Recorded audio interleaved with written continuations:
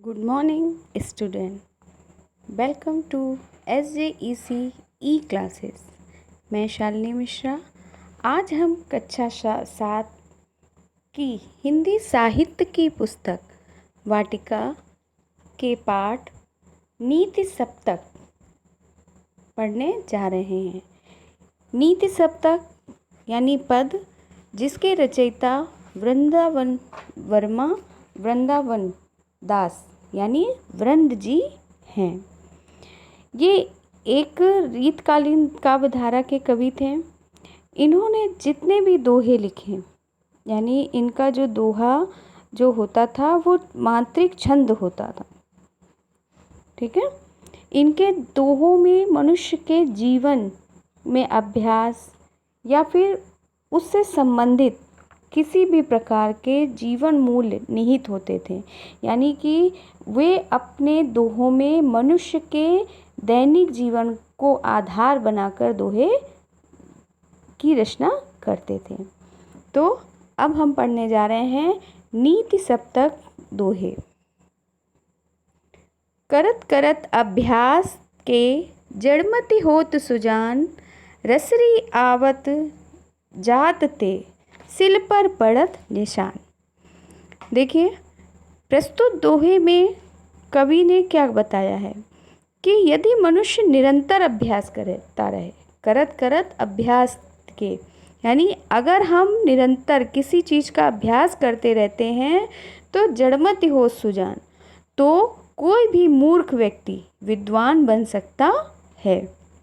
रसरी आवत जाते सिल पर परत निशान, जिस तरह कुएं से जो पानी निकालने वाली रस्सी होती है वो कितनी कोमल होती है, ठीक है, और उस रस्सी के द्वारा जब पानी बार बार खींचा जाता है ऊपर, तो उस रस्सी की रगड़ से जो कुएं की जगत होती है, जगत यानी जो कुएं की दीवार होती है ईंटों की, उस पर भी निशान पड़ जाते हैं।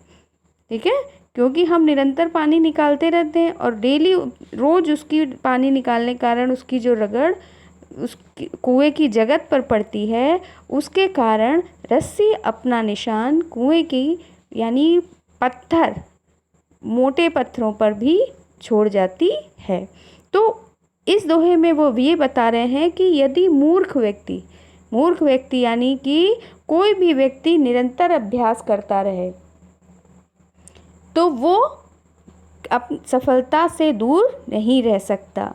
जिस तरह से कुएं की पत्थर पर एक उससे कहीं कोमल रस्सी अपने निशान छोड़ जाती है, उसी प्रकार निरंतर अभ्यास करने से मनुष्य बुद्धिमान बन सकता है।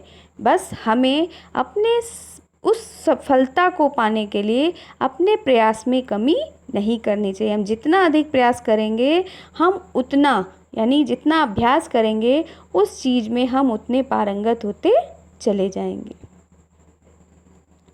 उत्तम विद्या लीजिए यद्यपि नीच पे होए, पर्यो अपावन ठौर में कंचन तजत न कोय।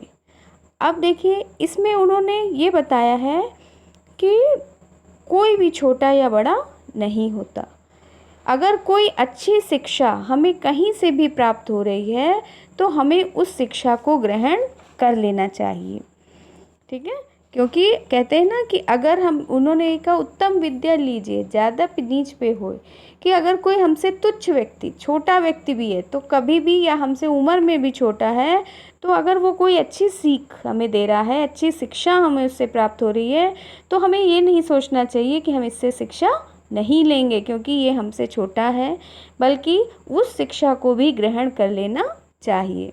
ठीक उसी प्रकार से जैसे पर्यो अपावन ठौर में कंचन तजत न कोय, कि अपवित्र जगह पे पड़ा हुआ, कि अगर कूड़े कचरे में भी पड़ा हुआ सोना हमें मिलता है तो हम उसका त्याग नहीं करते।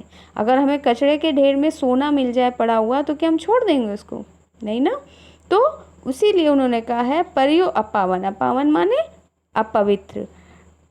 तो अगर किसी अपवित्र जगह पर सोना, कंचन माने क्या बताया गया? सोना। अगर हमें स्वर्ण दिख जाता है पड़ा हुआ तो हम उसे छोड़ते नहीं है, यानी उसे छोड़ते नहीं हैं, तो उसी प्रकार से अपने से छोटे से भी अगर हमें कोई अच्छी शिक्षा की प्राप्ति होती है तो हमें उसे तुरंत ग्रहण कर लेना चाहिए।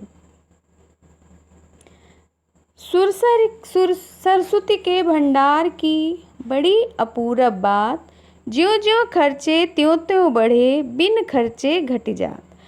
अब जैसा कि आप इसको समझ रहे होगे कि सरस्वती यानी सरस्वती माँ के लिए उन्होंने कहा है कि सरस्वती माँ यानी वो किसकी देवी है? विद्या की।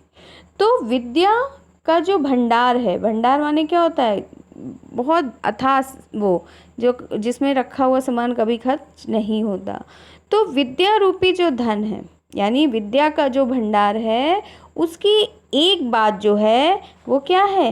बड़ी ही अपूरब माने अनोखी है, यानी कि उसकी बात बहुत ही अनोखी है। कैसे?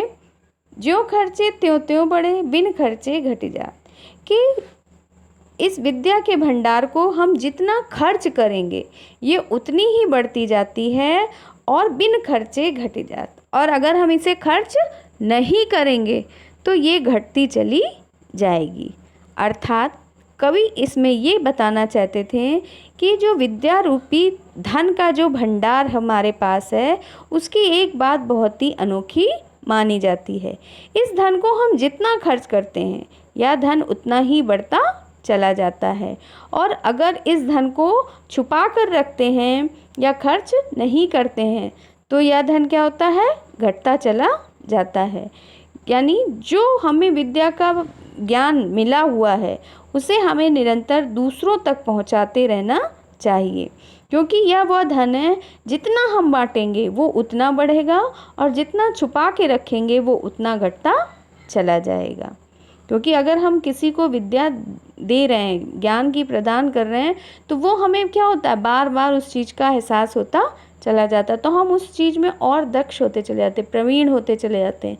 यानी वो शब्द या वो चीज़ हमें फिर से याद होती चली जाती है। लेकिन अगर हम किसी को बांटेंगे नहीं, पढ़ के स्वयं अपने पास रखे रहेंगे, तो हम कभी भी उसका फिर से पाठन नहीं कर सकते हैं। और बिना पढ़े हुए ज्ञान क्या होता है? धीरे धीरे नष्ट होता चला जाता है। तो हम दूसरों को अगर शिक्षा देते हैं, दूसरों को ज्ञान देते हैं, तो कहीं ना कहीं उस ज्ञान का लाभ हमें भी मिलता है। ठीक है। अपनी पहुँच विचार के कर्तव्य करियो दौर, तेते पाँव पसारिए जेती लांबी सौर। अब इसमें कवि ने क्या बताया है कि हम मनुष्यों को अपने को देखकर कार्य करना चाहिए। यानी अपनी पहुंच विचार के, हमारी जितनी पहुंच है, जितना हमारा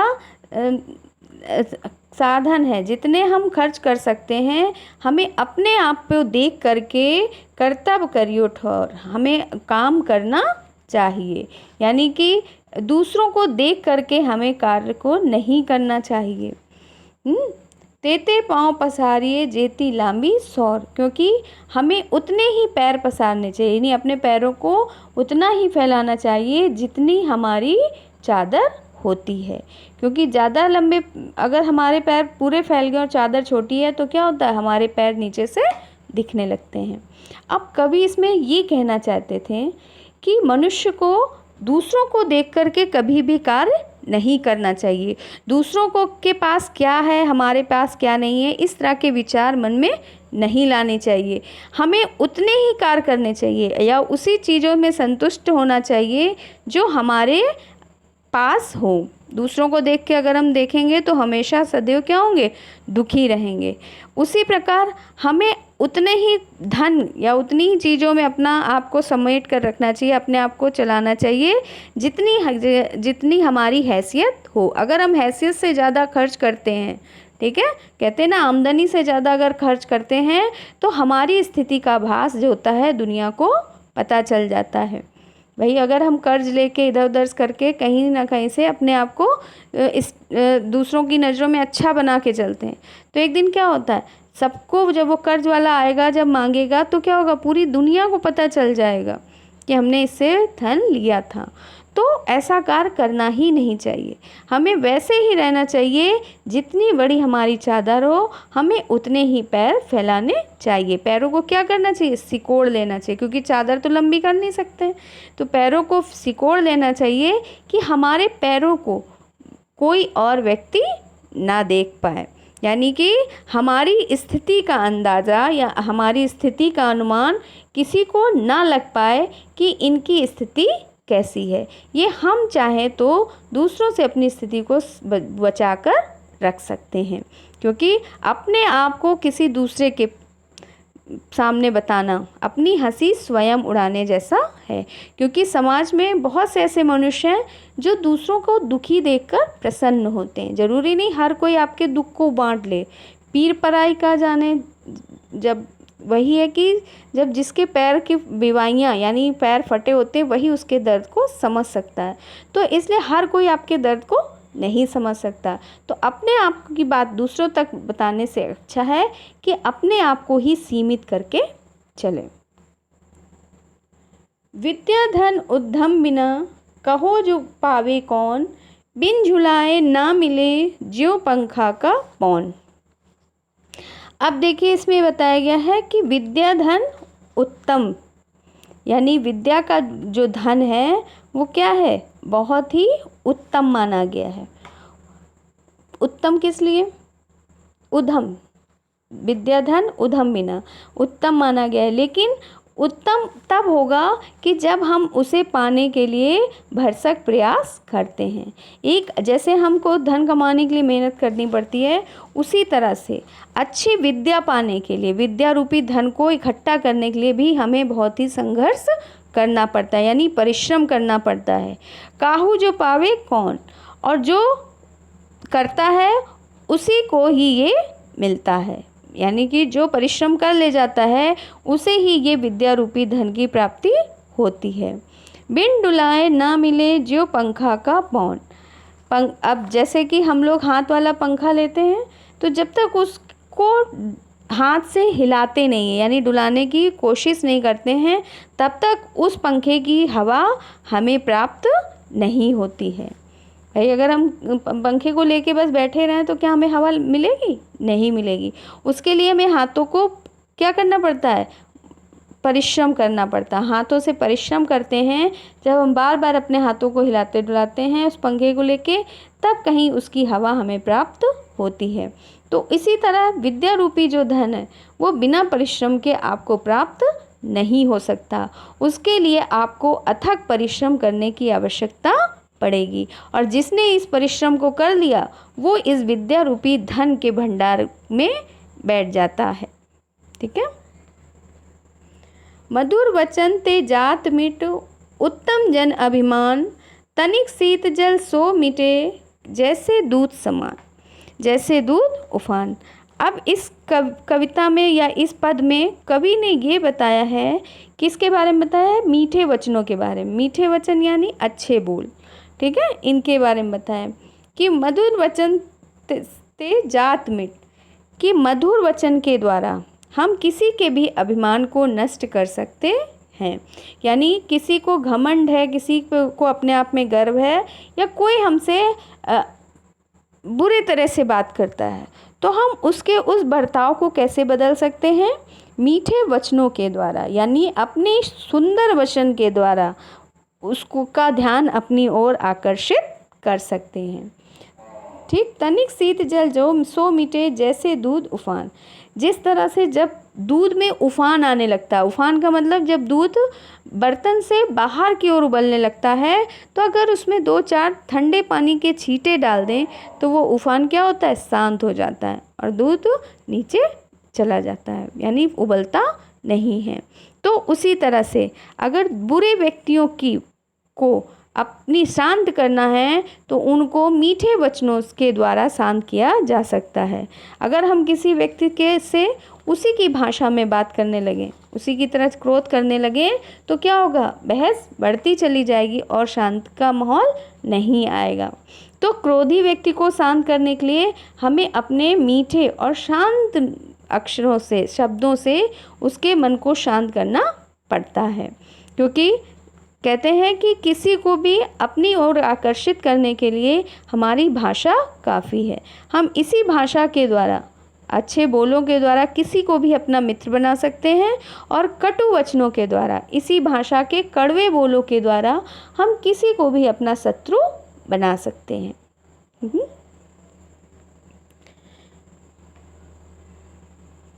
करे बुराई सुख चहे, कैसे पावे कोई, रोपे बिरवा आँख को, आम कहाँ ते ओए। अब देखिए इसमें क्या बताया गया है, इसमें ये बताया है कवि ने कि करे बुराई सुख चाहे, कि अगर हम किसी के बारे में बुरा सोचते हैं, किसी के बारे में बुरा करने की चेष्टा करते हैं या बुरा करते हैं, तो हमें कभी भी सुख की प्राप्ति नहीं होती। ठीक है। रोपे बिरवा आँख को, आम कहाते होए। और जिसने अगर आँख एक जहरी पदार्थ होता है, जहरीला, आपने देखा होगा, अकौड़ा जिसे बोलते हैं, उसी के पेड़ के लिए कहा है कि अगर हमने आँख का पौधा लगाया है, जहर का पौधा लगाया है, तो हमें आम की प्राप्ति नहीं होगी। ठीक है। तो जैसी हमारी सोच होती है वैसे ही हमें फल की प्राप्ति होती है। यानी हम अगर दूसरों के बारे में हमेशा बुरा सोचते रहें, दूसरों को के सुख से हमेशा जलते रहें, तो क्या होगा, हम कभी भी आगे की ओर नहीं बढ़ सकते हैं और हम अपने सुख से भी वंचित रह जाते हैं, क्योंकि हम सदैव दूसरों के बारे में ध्यान रखते हैं, दूसरों के बारे में सोचते हैं, इसलिए हम कभी आगे की ओर नहीं बढ़ सकते हैं। आगे बढ़ने के लिए हमें हमारी सोच में परिवर्तन लाना होगा। जैसे अगर हम बबूल का पेड़ लगाते हैं तो हमें कभी भी आम के फल की प्राप्ति नहीं होती, क्योंकि हमारी सोच ही हमें आगे की ओर ले जाती है। अगर हमने अपनी सोच में हमेशा जहर ही बोया है तो हमें मीठे फल की प्राप्ति नहीं हो सकती है।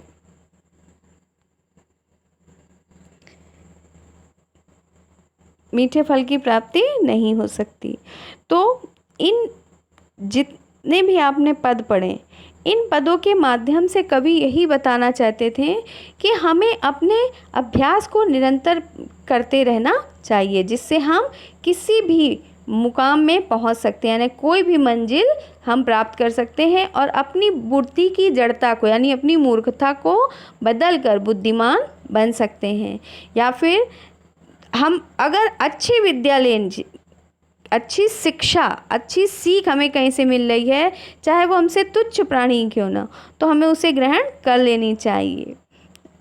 फिर सरस्वती का भंडार, यानी विद्या रूपी जो भंडार है वो अथाह है, वो कभी नष्ट नहीं होता, लेकिन अगर हम इसको खर्च करेंगे तो ये बढ़ता चला जाएगा और अगर बचा कर रखेंगे तो ये घटता चला जाएगा। ठीक है।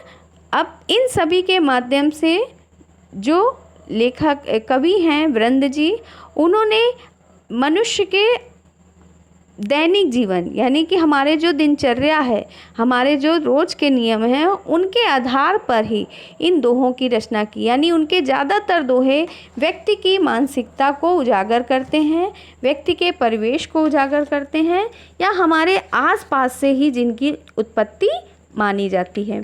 तो कुछ कवि ऐसे होते हैं जो मतलब कि हमारे अंदर की बुराइयों को ख़त्म करने की कुछ चेष्टा करते हैं, क्योंकि हर व्यक्ति की अपनी अलग सोच होती है। ठीक है। और इनके जितने भी दोहे हैं वो एक छंद के रूप में हैं, क्योंकि दोहा छंद जो होता है उसी के आधार पे इन्होंने दोहे की रचना की है। इनके जितने भी दोहे हैं वो मनुष्य की आपसी दिनचर्या के बारे में बताते हैं। Thank you.